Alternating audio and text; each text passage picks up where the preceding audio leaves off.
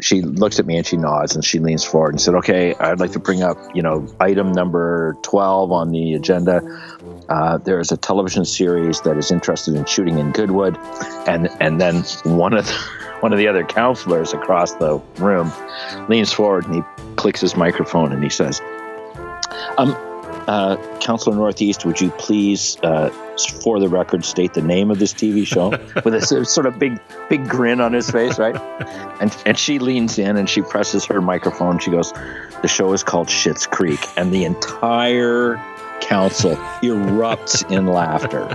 And one of them is yelling out, "I want to be an extra on that show," and all this stuff. And so Bev lets us go for about, I don't know, maybe 10, 15 seconds. Then she leans, she clicks her microphone and she says, "I would like to remind council that there are 2 representatives of the production company here in the audience." Locations, go to 2. Hey, this is Geoff on 2. Hi, this is Geoffrey Smither, and this is Locations on 2. And this is Dodd Vickers, your host for Locations on 2, the podcast that takes you around the world and behind the scenes with location professionals working in all aspects of the entertainment industry. You can find me online at doddvickers.com and more episodes of Locations on 2 at locationson2.com.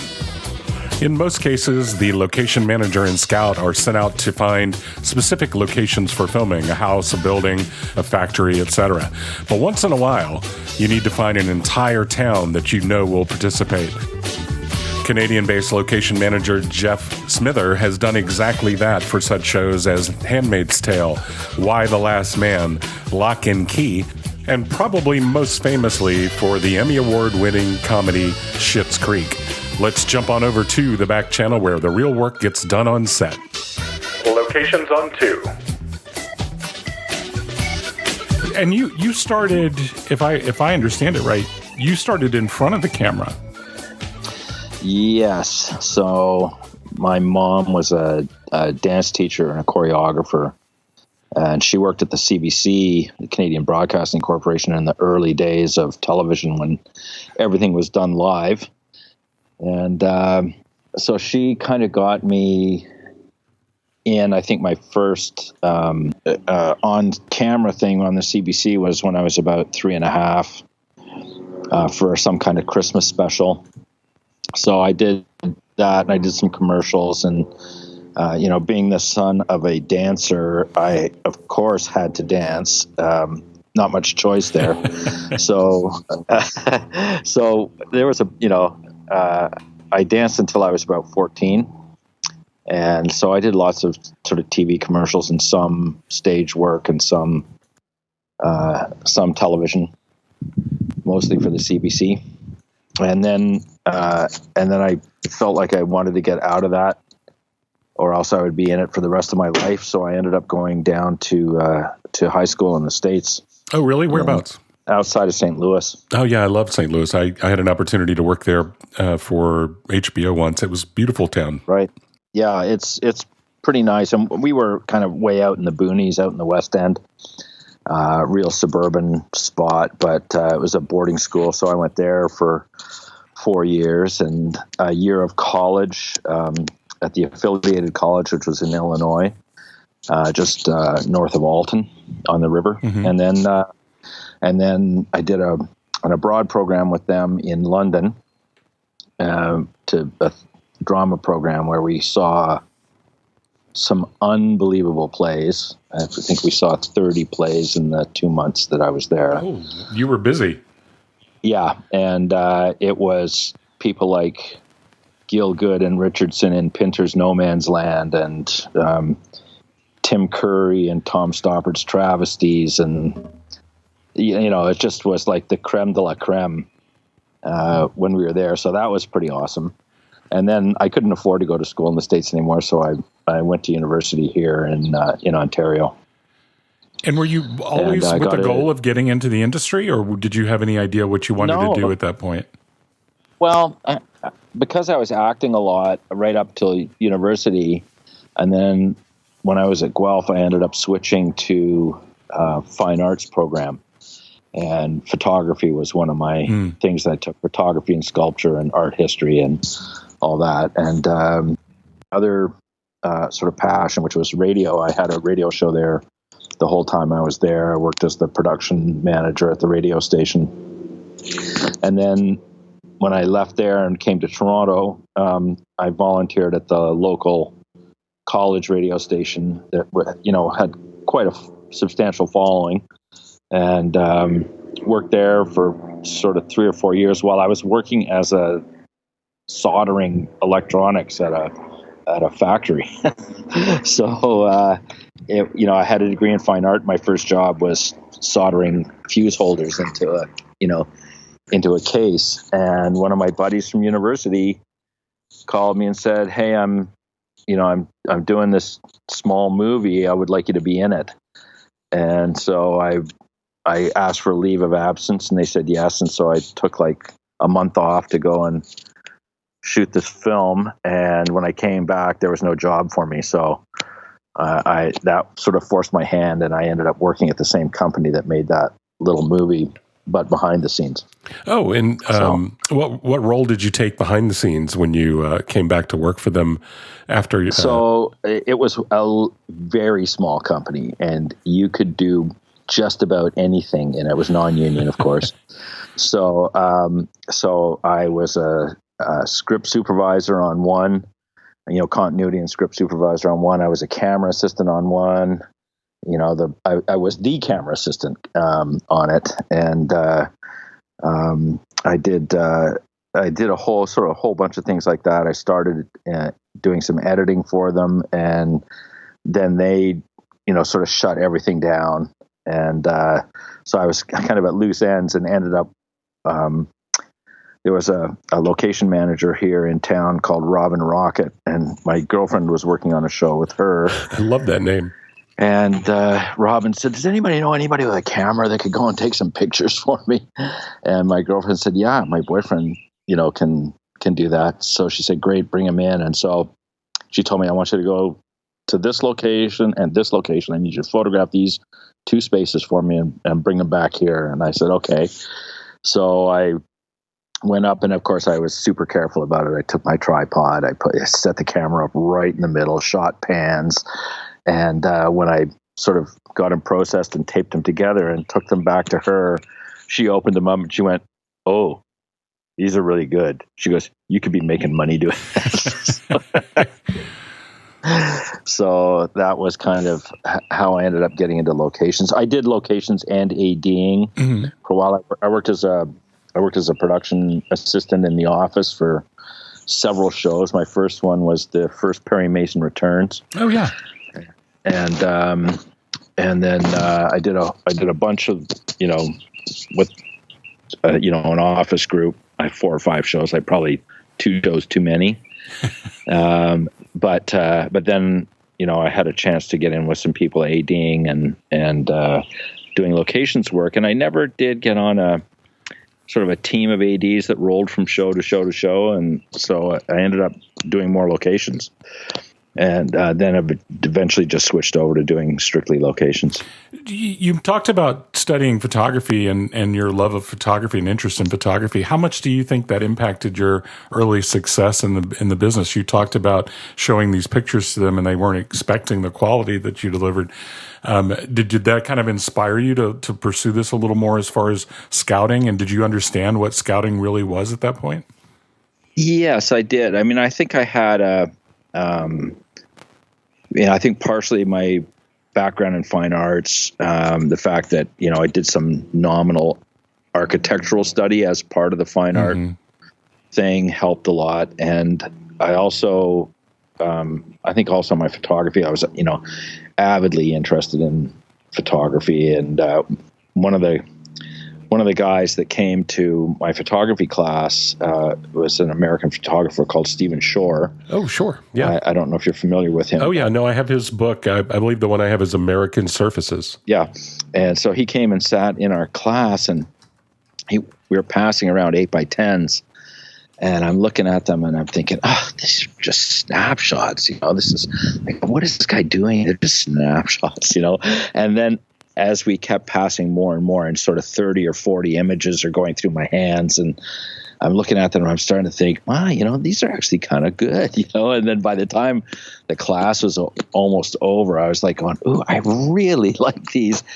And I then noticed that they were kind of weird 8x10s, and they had a weird frame on them. And I was looking at it a little more closely, and then I suddenly realized, oh, these aren't like 8x10 blow-ups. They're 8x10 contact sheets. Right. Because And so I suddenly realized, this guy's shooting on an 8x10 view camera. These are not snapshots. Yeah, there's really something special about the work he produces with that giant 8x10 camera.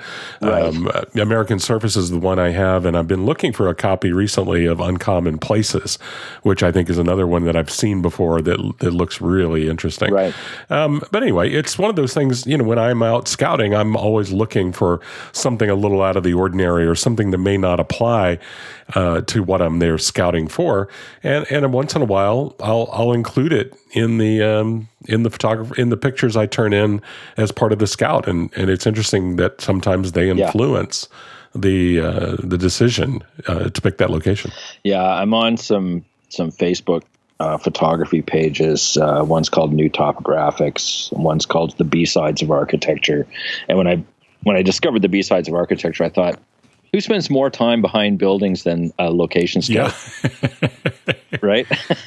like you're constantly in back alleys and in these sort of out of the way places that most people don't go to. So yeah, it's always that's always been a part of kind of this niggling in the back of my mind when I'm scouting places. Plus our sort of insatiable curiosity for what's around the next corner. Absolutely. And that was something I was going to ask you about. Might as well ask you now. You can teach photography, or at least make somebody a competent photographer to go out and scout something, but you can't teach them some of the other characteristics that I think are so important in a location manager, that especially if they're scouting, that innate curiosity, what's around the next corner, what's in here, how can I photograph this to show it off to the best for the scene that we're talking about. What characteristics do you think are super important for a location manager and scout? Well, it's this weird mixture of aesthetics and logistics. It's an ability to negotiate deals and an ability to read the fine print in a contract, as well as the aesthetic part of being able to find locations and figure out which are good locations, and what the aesthetic of the show is, and stuff like that. It's a real it's almost like a split personality in what we do. The other weird thing that we do is that we serve two masters, right? The Bible says you shouldn't serve two masters, but that's our whole job, is to get as much for the film production company as you can possibly get for as little money as possible, and yet still make sure that the film company doesn't ride roughshod over the locations and the communities. Yeah, whenever I'm asked and try to describe the role of the location manager, it's a little harder to really convey the various aspects and the multifaceted nature of the job that we have to do. Yeah, I think a lot of people don't even have a clue what we do. And I would say that applies to most of the crew we work with too. Yeah. I mean, every day. Yeah. And then the other thing that I find about location managing is that we're the people on the film crew that deal with everyone else who's not on the film crew. Absolutely, yeah. I sort of have when you're trying to explain to some crew member, why it has to be done this way. And I say to them, look, there are 3 or 4 departments on this show that don't deal with anybody except people that service them in their department. Mm-hmm. Grip, camera, electric. You go to a rental company, William F. White's or Panavision or whomever, and you say, I need these things on this day, and it's their job to get them ready and get them for you, and all the little things that you need to go with it on that day. And that's pretty much all they deal with. And whereas we deal with people that just have no idea what goes on in a film. Absolutely, yeah. And we try and educate them, as best we can. And I sometimes tell people, you've never had filming before. it's like the circus is going to arrive on your doorstep. Yeah. There will be giant trucks lining the road. There will be, gear and equipment and cable and all kinds of stuff in here. And we're going to jam 50 people inside here with all of that gear and equipment and shoot, and move stuff around and, turf you out of your house for X number of days. And they're kind of like bemused by the whole thing until they actually experience it. Yeah, absolutely. No, I think it's one of the things I really try to train my guys to do, because I think I was guilty of it when I was less experienced, and that's making sure that the property owner, business, town, whatever, has a clear understanding of what is about to happen. It's, there's not surprised, and it's still hard to do, just because you can describe it all day long, but they don't seem to get it until it shows up. Yeah. On my very first show as a this is going back a number of years. So this would be the mid to late 80s. Mm-hmm. I was, it was a mini series for the CBC.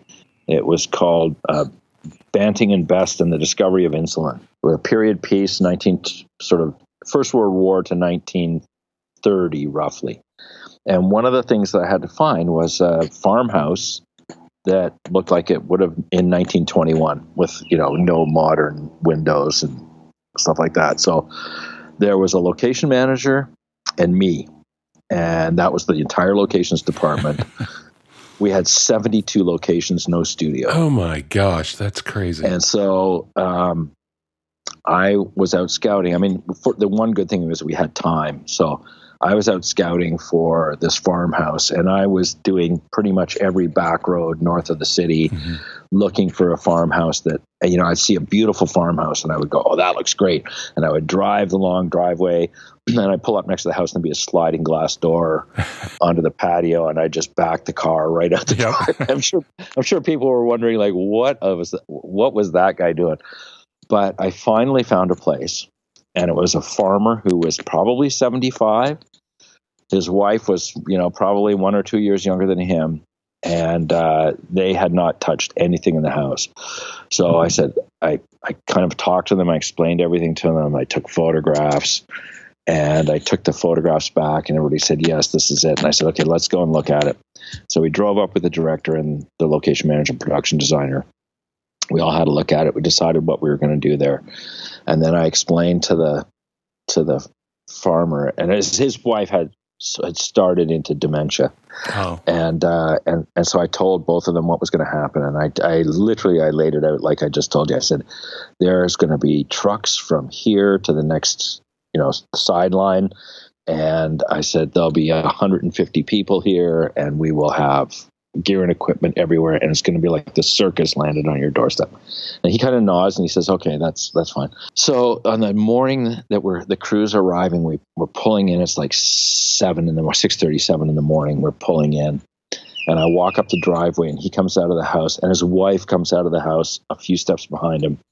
She has got on her Sunday best dress, and she has 2 hard circles of rouge on her cheeks, and her lipstick, which is, kind of smeared up and over her lip line and stuff like that. And my heart just totally melted, It was just like, oh my God, that is so touching.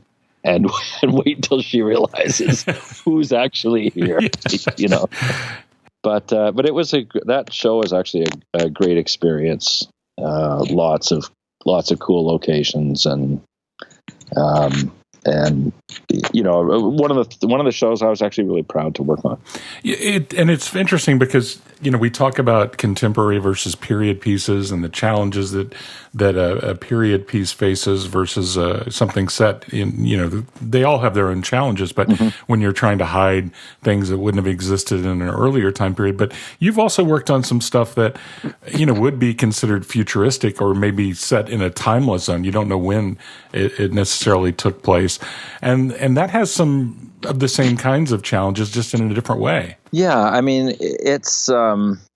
I think that we are nothing if we're not adaptable, right? The locations people, and the other thing that I find is always a challenge and a communication challenge is trying to hone the vision down to what the director or the production designer or the showrunner want. Mm-hmm.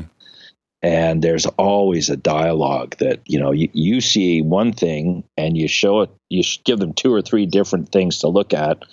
And then they go, oh, this looks horrible. I never want to see anything like that again, but this looks good.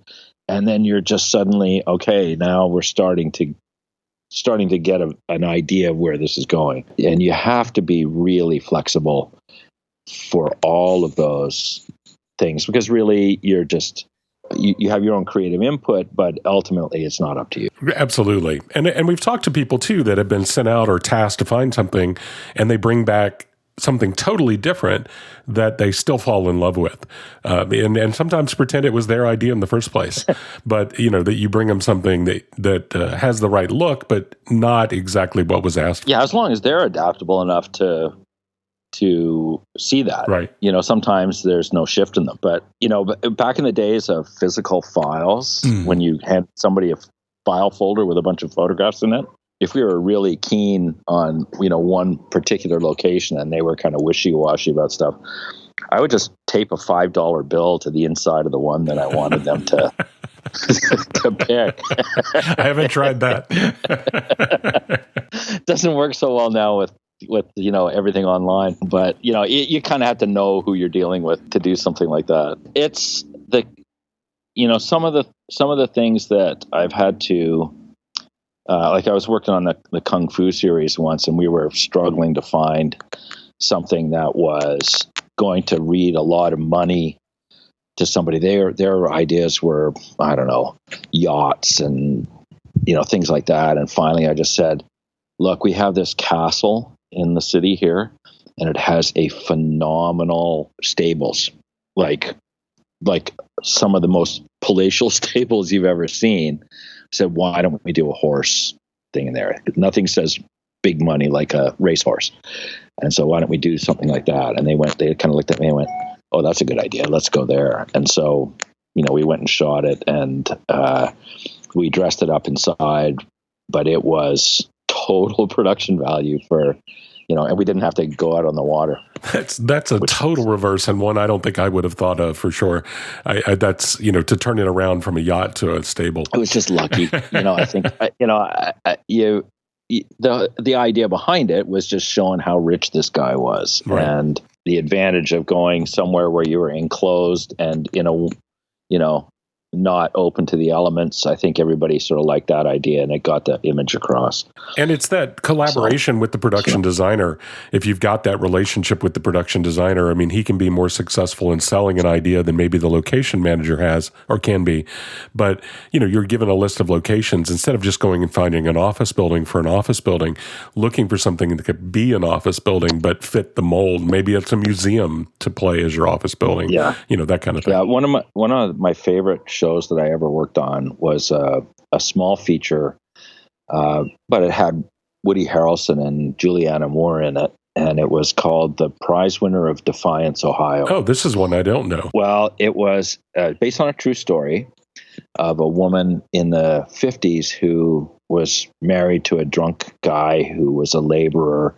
They had 10 children, and she was so adept at finishing the kinds of they'd say, finish this jingle and win washer dryer or something like that.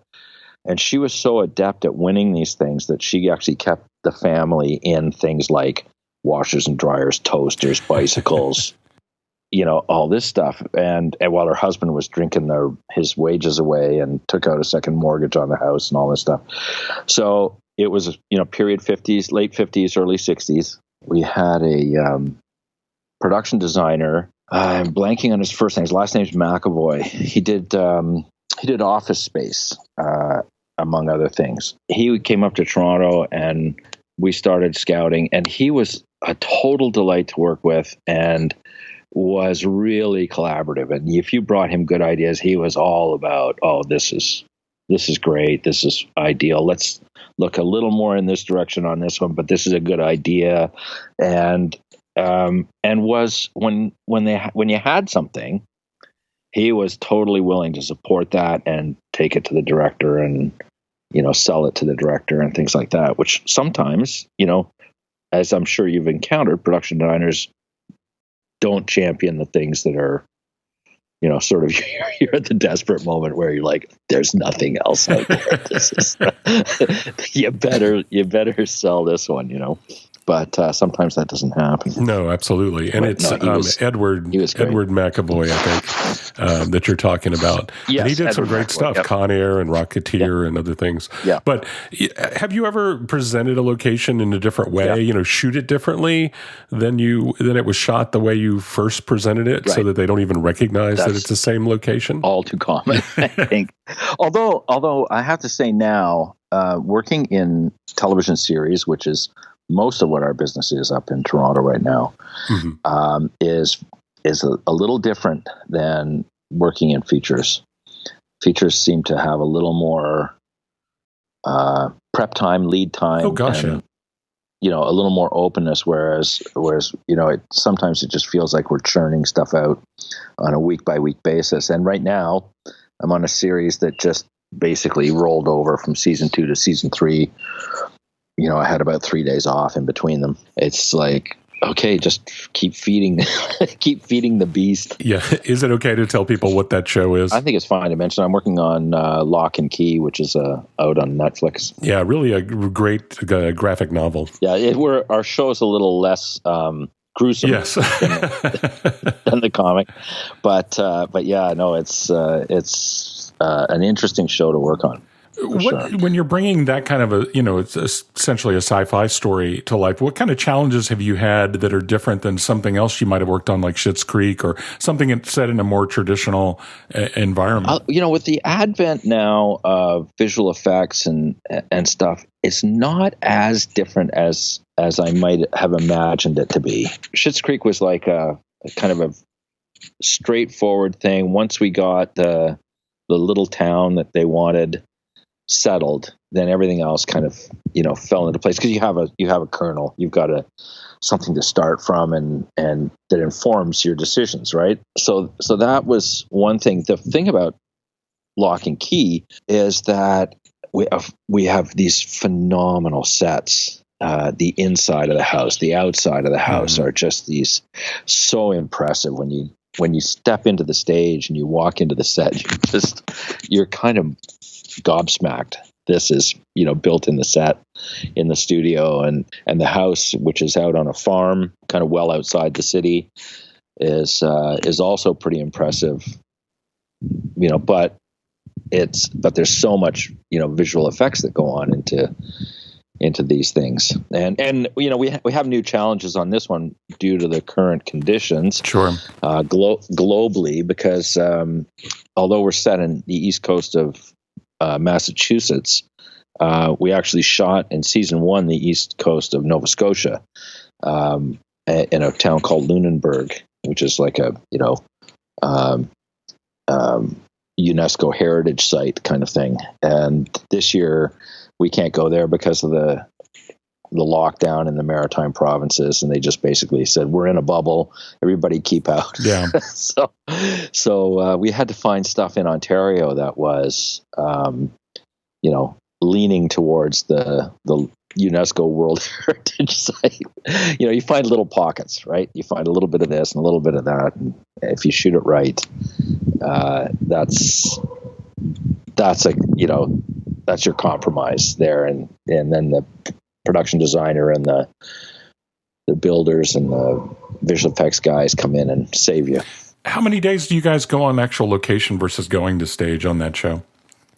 I would say that we are out 50% of the time. Okay, wow. Yeah. I mean, the school is on location. Both the interiors and the exterior of the Matheson Academy are on location. Right. We have built an apartment in the stage, but really it's the house that's the main thing that is in the stage, interiors of the house, because it's such a significant character in the show. Well, yeah, and that's what I was going to say. Some of the locations, did you start off with a real house and then it eventually became more of a fixture as they were writing it that they built it, or did they always have the plan from the beginning to build it? Yeah, I think that the pilot they already decided they were going to build. I think they just knew that there were so many elements of the house that were so integral to the story that they just had to build it. So I don't think they certainly didn't build all the sets. We're now up to the third floor and, all kinds of stuff. And we add elements every now and again to the site. And it's like, okay, we need a garage. so we build a garage where never was a garage before. So it's kind of intriguing to watch stuff morph around. What about you mentioned Schitt's Creek briefly, and here's a show that went 6 years, 7 years? Yeah, 6 seasons. And you took over, or you created the town out of a real town. So when I got the call, I guess in December, and it was for the spring, and they said, we need to find a small town. Here's the general premise of the story. We need a small town. Go find it. And so I went out in the middle of winter in a little Fiat 500, and I drove all these Ontario winter roads in this little Fiat 500 because they didn't have much money, and I went to probably 30 towns in Ontario, within an hour and a half of Toronto. And I've showed them probably 5 that I thought were kind of in the right alley. And they said, well, we really like this one. And I said, well, yes, that one's really nice, but it's on kind of a main road. And I don't think, we'll have much success in shooting at that intersection without, stopping a lot of traffic, and it's going to be tough. So, well, we really like it. I said, okay, well, let's go look at this town. And I showed them probably, I showed them probably 15 towns, and we went to 5. And this was the one they settled on. And even though I was trying my darndest to get a town that the main road wasn't a big highway, or the main highway in the area, and but they prevailed. And we went and we stood out there in the depths of winter, snowbanks up the sides of the road, and they stood there in their parkas and the snow going sideways, and they said, yeah, we like this one. So once we got that, then we sort of put a pin in that, and that informed everything else that we got, with the exception of the motel, which was something that I already knew about. And there's one of the few motels that's not on a main street, where we had a fighting chance of being able to shoot exteriors at the motel without screaming trucks going by. And so I went directly to that motel. That was the first one I went to, and I shot it. And I did shoot probably 8 to 10 others, but once they saw that one, they just went, yeah, this is perfect. So struck a deal with the owner, because it was actually an elite basketball camp for high school basketball players, bringing,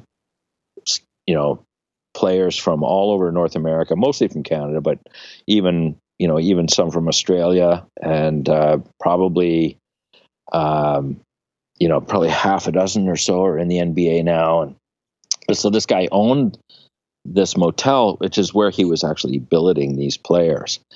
And so we had to turf them out for, 3 weeks every summer, and put them up in hotels and sort of pay for that and everything. But it worked out really nicely. And, I was going to say, I was going to assume that you just worked their schedule worked with your schedule, so they weren't active when you guys needed to be there filming.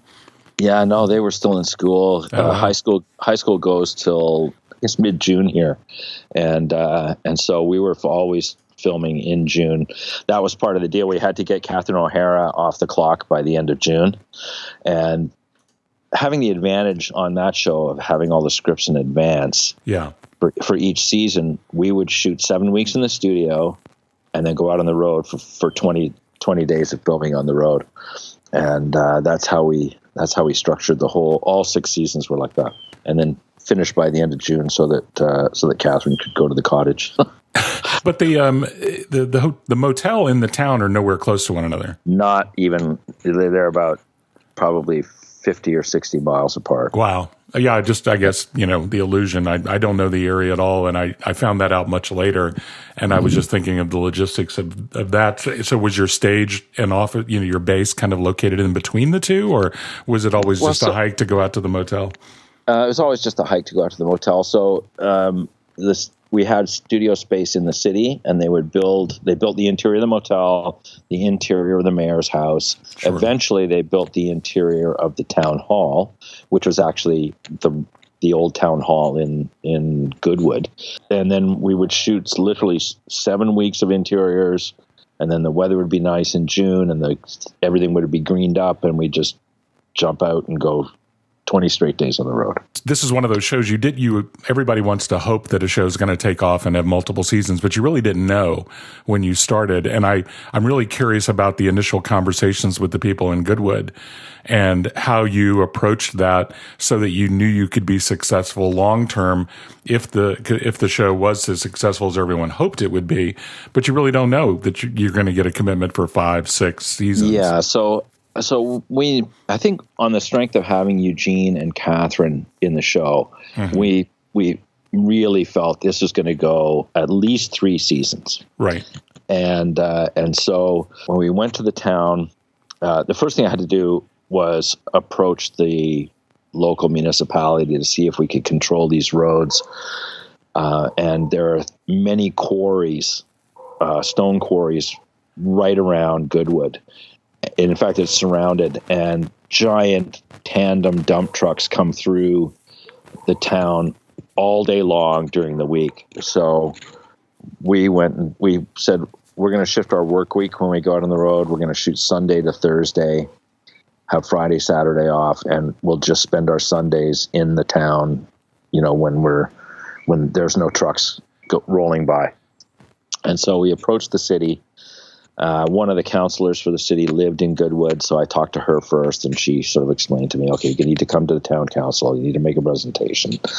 And so we did all that, and we got their blessing, and then we went to all the sort of key places in the town, those 3 places on the corner, and we talked with them, and we told them what it was we wanted to do, and we structured a deal where they would get an increase every year so that they had a little bit of incentive to stick with us. And then the 4th corner was a restaurant and a bake shop. And I went to him very early on in the game, and I said, just want to talk to you about this. We're going to be stopping traffic. We're going to probably disrupt your business on the weekend. And he looked at me and he said, my customers will find a way here. I said, well, wait a minute, because we're going to actually be stopping traffic on the road. And he said, I have over 1,000 people a day coming through here. Oh, wow. It was much busier than I thought. Yeah, way busier than I thought. And he said, and there's a lot of them are cyclists by, cycle clubs.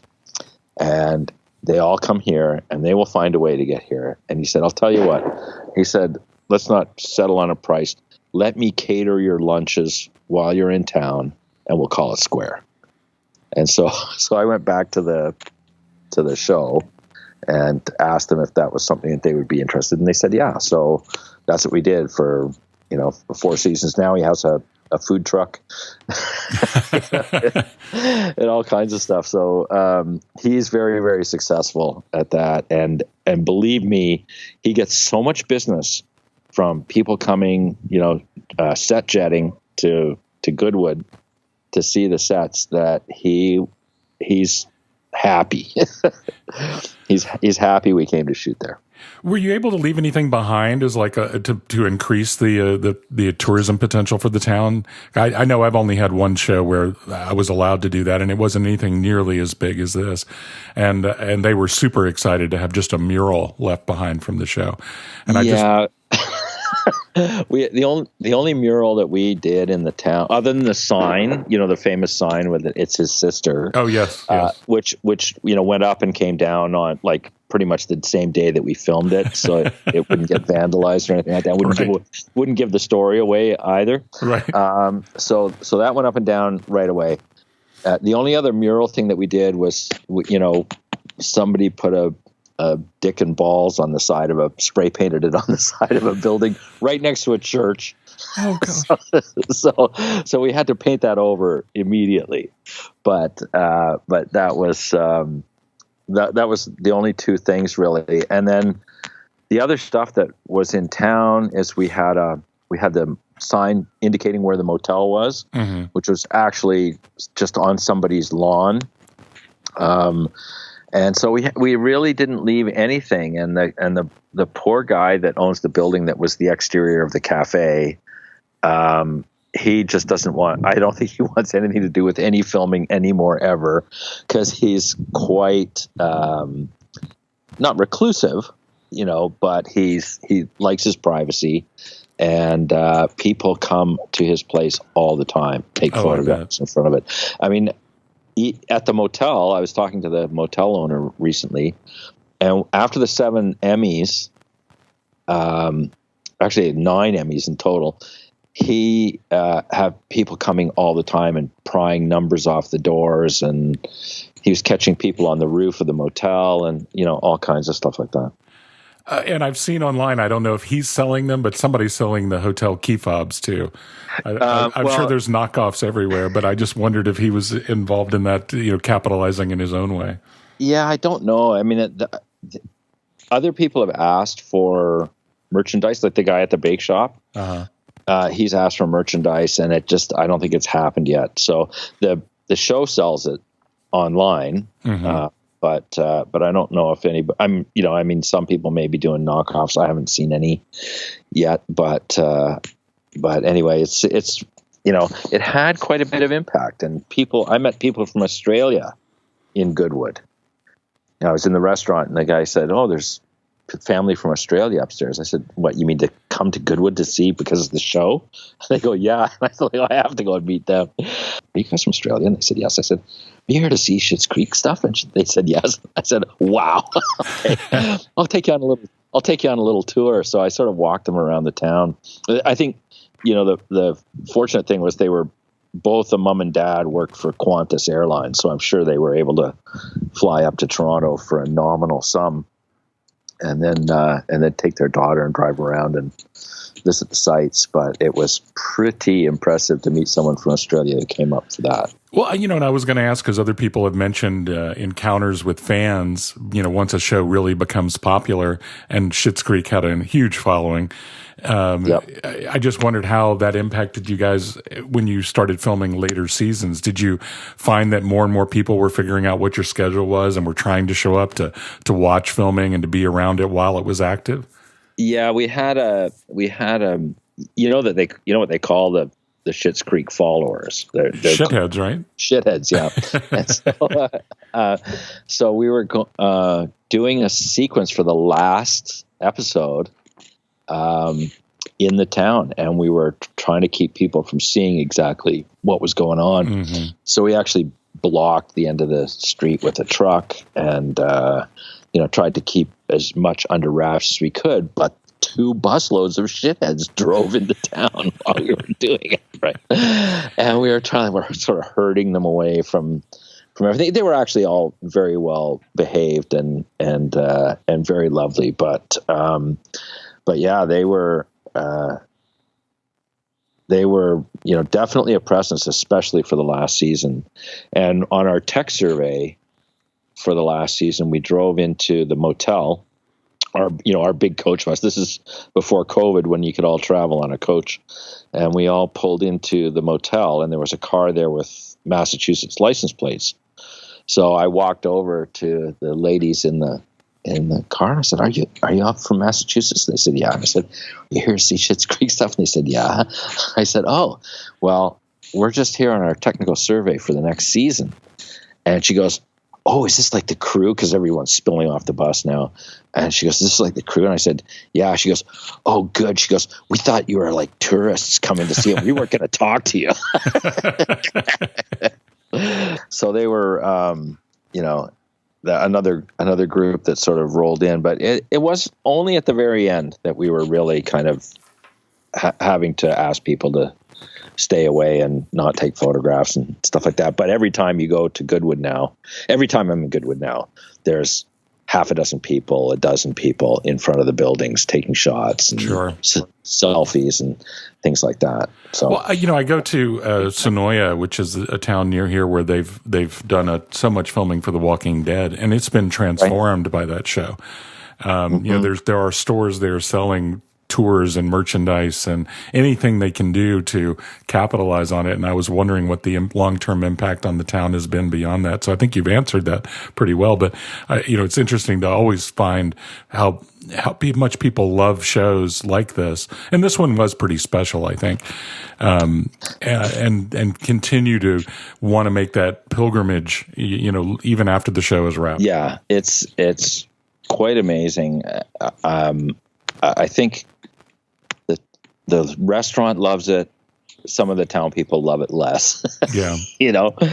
But there's really, Goodwood has one gas station, one Subway shop, and this glorious bake shop and restaurant.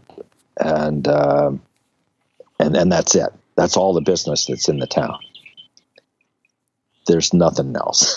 So it's pretty concentrated and it's pretty tiny. And that was the thing that I kind of surprised me in the first season when we were scouting, was like how small it was. I mean, it disappears into countryside fields, farm fields, a block in each direction kind of thing. And so I was a little surprised that was the one that they finally settled on. But I think part of the charm of that town is that the roads are not at right angles to each other. Roads are, one road goes straight north-south and the other one goes kind of northeast-southwest. And because of that configuration, you can stand on the corner and actually, looking past the facade of one building, see the other two buildings very easily, without tilting your head or looking sideways or anything like that. It's just there's the kind of a tableau of the three of them right there. So I think that made a big impact. One of the unique things I thought of with regard to this show was the name of the show and the name of the town. And, was that a major obstacle to overcome with the townspeople for fear that people would mock their town, when they first hear it without ever having seen the show and knowing how it was going to be treated? But did you get any resistance with the name and whatnot when you were first going to these council meetings, or did they embrace it from the beginning? Well, so I went to the council meeting with the executive producer, Andrew Barnsley. I said, Andrew, I'd like you to come up to the council meeting with me. And he said, okay. So we went up to the council meeting, and Bev, a counselor from that town, had sort of given me the lowdown of, there's going to be a whole bunch of things that are going to come up, but, yours will come up at some point and I'll be the one introducing it. And I said, okay, fine. So we sat through, meetings about fire hydrants and, things like that. And then she looks at me and she nods and she leans forward and said, okay, I'd like to bring up, item number 12 on the agenda. There is a television series that is interested in shooting in Goodwood. And then one of the other counselors across the room leans forward and he clicks his microphone and he says, Counselor Northeast, would you please, for the record, state the name of this TV show? With a sort of big grin on his face, right? And she leans in and she presses her microphone. She goes, the show is called Schitt's Creek. And the entire council erupts in laughter. And one of them is yelling out, I want to be an extra on that show. And, all this stuff. And so Bev lets us go for about, I don't know, maybe 10, 15 seconds. Then she leans, she clicks her microphone and she says, I would like to remind council that there are two representatives of the production company here in the audience tonight. And the papers start getting shuffled and the mayor grabs her gavel and she bangs the gavel and grabs her mallet, bangs the gavel, order like this. And everybody's like trying to quell their laughter. And both Andrew and I were, having a pretty good time at this point, chuckling about that. And so we got to make a little presentation. And to be honest, the only people that balked, there were a few neighbors in the town who said, I don't think much of the name, and he would explain to them how it's spelt and, all this stuff. And like, I don't know if you ever saw the early publicity when Eugene and Dan would go on talk shows, but they would, on all the American talk shows, if they said the name, they had to show it written out. Right. And so Eugene would say it multiple times and have to cut to a card that someone would hold up on the desk and I did not see how it's spelled. Yeah. So that, they met resistance actually with the CBC when they first pitched it. And the CBC said, okay, well, we like the idea. We want to put it on at 8:00 and we want to change the name. And Eugene just looked at them and said, the name is Schitt's Creek. It's going to air at 9. And they went, okay.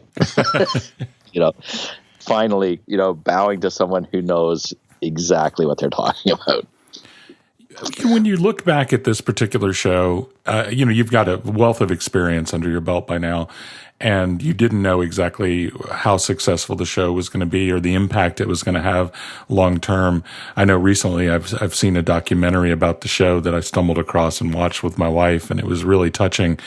Some of the amazing feedback and the impact they had made on people with a little short comedy series that I don't know that anyone expected to be as successful as it was. When you look back on it, what's your favorite moment from working on that show?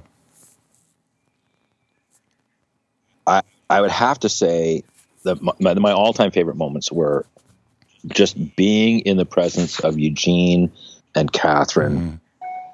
And I mean, they're sort of comedy royalty up here. Yeah. Right. I mean, they are so well respected and they have such a great body of work and they are completely down to earth. Yeah. I had the pleasure of working with Eugene in my early career when I was spending a lot more time on set during filming, and he was genuinely one of the nicest people.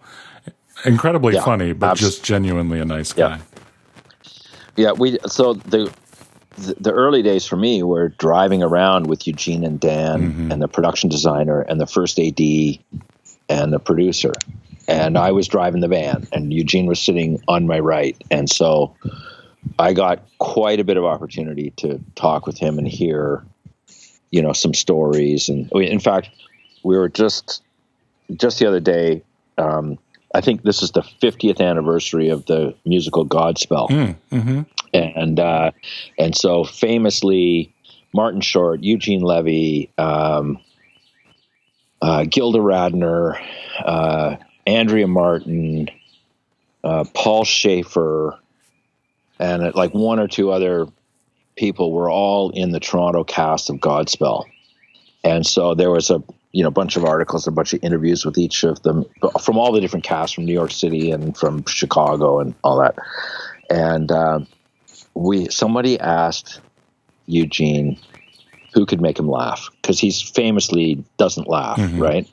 And so somebody said, who makes you corpse? And he just said, Joe Flaherty is the one guy. And he said, there's just something in his eyes. He looks at me, I look at him, and I know what he's thinking. There's some kind of telepathic thing. And I start to laugh. He's pretty much the only guy, except he goes, in Godspell, he said, the second act starts, we're all in a circle. We all have our heads down. The lights are down. And as the lights come up, we all start to chant and our heads come up and we all start singing. We're in a circle facing inside. And he said, one night our heads are coming up like this, and Andrea Martin has got a dinner roll stuffed in her mouth, right? And her head comes up and she's got her back to the audience and nobody else can see it except us. And he said the entire cast lost it for almost 5 minutes. They couldn't get it back together. And he said afterwards, the stage manager said he was 5 seconds from going to dark and restarting the second act when they all finally managed to get under control. But it was just stuff like that to listen and hear these delightful stories. And Catherine's sons came up to work on the show as well.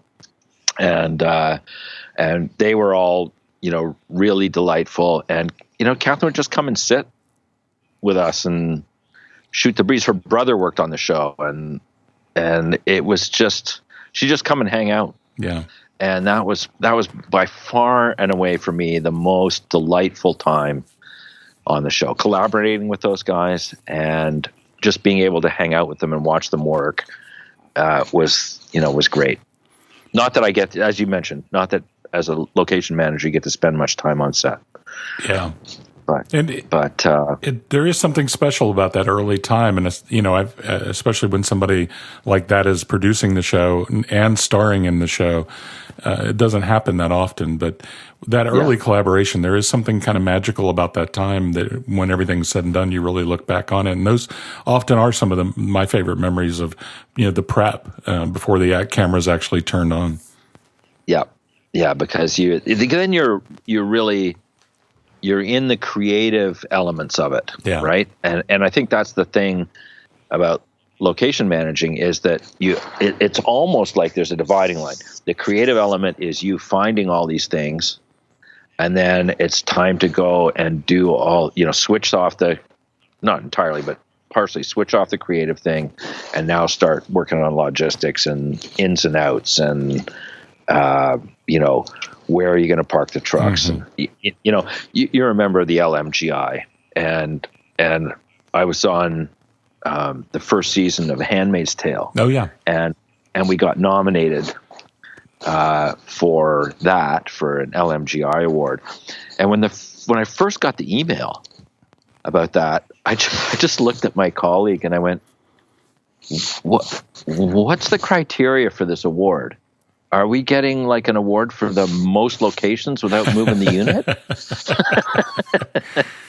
and after a while, sometimes you kind of forget that there is that big element of creativity in what we do, because sometimes you just get stuck in the paperwork and the logistics and the headaches and what are we going to do about this neighbor who's got this compressor that goes because they got to work. It's, I don't know. Sometimes it's a little crazy. What's your favorite part of being a location manager? What is it you really like about the job the most? I love getting to go places that most people don't get to go. Yeah. I did a movie called Canadian Bacon with John Candy, Rhea Perlman, and Michael Moore was the writer-director on it. And Haskell Wexler was the DP, and that was an amazing experience working with him. But we went down to Niagara Falls because the whole thing is about them coming across the border. And so when I started scouting in Niagara Falls, I contacted a guy down there who was, interested in film, but was happened to be a grade school principal down there.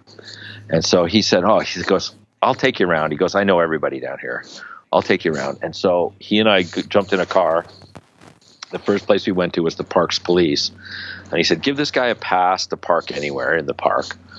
And then we started going to all of these places, including the old power generating stations that were either now disused or, seldom used, and like right at the bottom of the falls. And we went down in there, and that was astounding to me. And gorgeous, like, these giant turbines and these huge, huge rooms, 40 feet tall by, 2 football fields long, and just stuff like that most people don't ever get to see. Yeah. And that's always been something that I really, really enjoy. And I guess the other thing is just poking around and getting to know people. Yeah. You get to meet a ton of interesting people that you probably wouldn't come across, whether they're people that run recording studios, or it's a good job to be a curious person. Yeah. This is Dodd Vickers, your host for Locations on 2, and you can find me online at doddvickers.com. You can find additional episodes of Locations on 2 anywhere that you get your other favorite podcasts, or just go to locationson2.com. Click on one of the many links there.